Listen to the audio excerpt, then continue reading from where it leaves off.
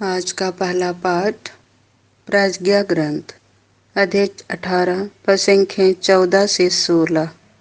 जब सारी पृथ्वी पर गहरा सन्नाटा छाया हुआ था और रात्रि तीव्र गति से आधी बीत चुकी थी, तब तेरा सर्वशक्तिमान वचन तेरे अपरिवर्तनीय निर्णय की तलवार लेकर स्वर्ग में तेरे राज के सिंहासन पर से एक दुर्दम्य योद्धा की तरह उस अभिशप्त देश में कूद पड़ा।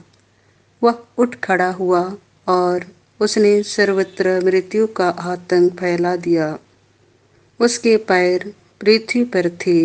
समस्त सृष्टि का सभी तत्वों के साथ नवीकरण किया गया और वह तेरे आदेशों का पालन करती थी, जिससे तेरे पुत्र सुरक्षित रह सके। बादल उनके शिविर पर छाया करते थे।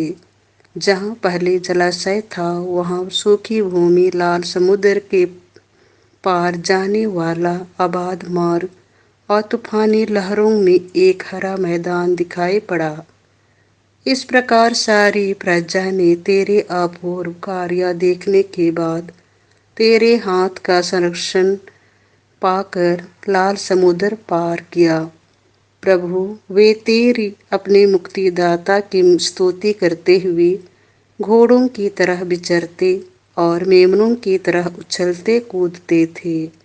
यह प्रभु की वाणी है।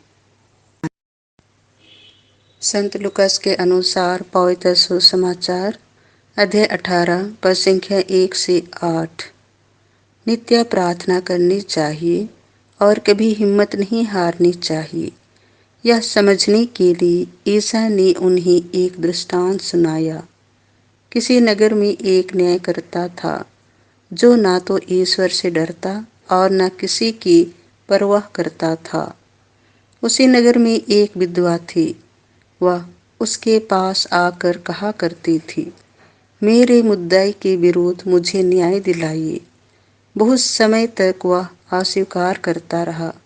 बाद में उसने मन ही मन यह कहा, मैं ना तो ईश्वर से डरता और न किसी की परवाह करता हूँ, किंतु वह विधवा मुझे तंग करती है, इसीलिए मैं उसके लिए न्याय की व्यवस्था करूँगा, जिससे वह बार बार आकर मेरी नाक में दम न करती रहे।